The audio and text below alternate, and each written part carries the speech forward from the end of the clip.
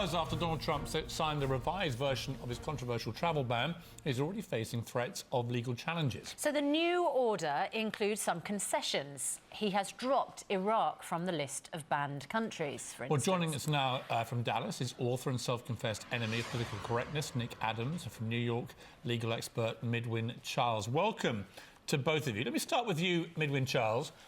And it's a new version of the travel ban. The first one was very controversial. The new one does not now bar anyone with a green card. It doesn't permanently bar refugees from Syria. But what it does still do, and it doesn't include people from Iraq, but what it does still do is put a 90-day suspension on anyone coming in from these 6 named countries, most of which are predominantly Muslim. And it also has a 120-day suspension of the entire refugee programme. What is your reaction to the revised executive order?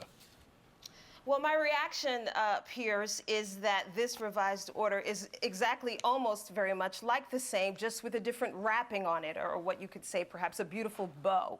And the reason why I say that is because I do think that if this were to sort of go to court again, as the first one did, that it would face the same sort of uphill battle in terms of the fact that the majority of the people from these 6 countries are Muslim. And as we all know, Donald Trump, for his entire campaign, has said that he wanted to institute a Muslim ban. To play devil's advocate, there is no doubt that most of the terrorism in the world right now is being carried out by Islamic extremists inspired by ISIS. If you're America and you want to avoid what we've seen around Europe, in France, in Belgium and so on, what do you do to try and make the country safer? Do you do nothing, or do you try and do something?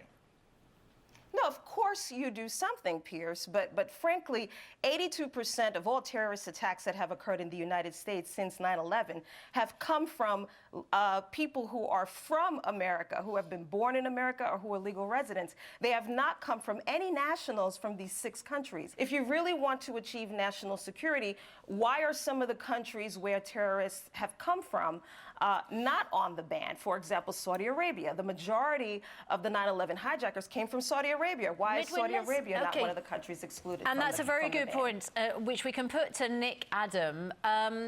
There is also, so firstly, there's the point that no national from any of the countries on this list has committed an act of terrorism over in the United States. There are other countries affected. And why did Iraq get dropped from the list? Has it suddenly become safer? Because I think a lot of people will be scratching their heads and thinking, if you're worried about terrorism in a country, and ISIS in particular, Iraq's one of them.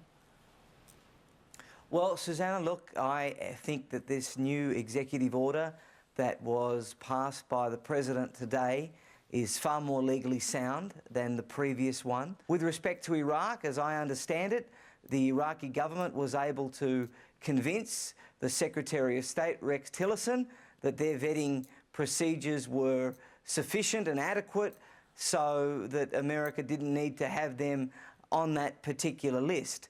But I think it's really important that America be as safe as possible. Okay. I think it's really important that we fight Islamic extremism with common sense. Can I just interrupt, Nick? People will notice from your accent that you're not originally from the States. You're the author of a book called Green Card Warrior. You must champion, to some extent, immigration into the United States. You're a beneficiary yourself. As a resident now in the States, do you not... I mean, there is this concern, isn't there? If you want to make America safer, you don't target immigrants. You look at the biggest problem, surely, threatening Americans every day, and that is the absolutely shocking level of gun crime. And if President Trump directed his attention towards tightening up controls on firearms, that would immediately make the country a safer place.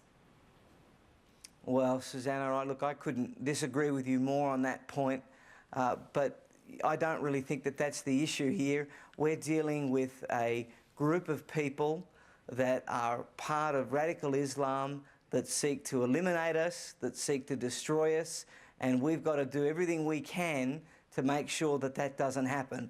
We can't be politically correct, and we've got to take every single measure we possibly can to ensure that families and communities are kept safe. Do you not understand that people look at this from the outside of America and scratch their heads going, well, why would you not want to have extreme vetting on lunatics or criminals getting their hands on high-powered guns? Well, Piers, look, I think that the Second Amendment is indispensable to American exceptionalism. Civilian disarmament is based on the idea that unless you work for the government, you can't be trusted with a gun. And America was really founded on precisely the opposite premise. I don't think that this is really the issue at hand here. The issue at hand here is that we have an existential threat to us right now that we need to deal with. And I think that President Trump is doing everything that he possibly can Okay, final to make word. sure that he's keeping us safe.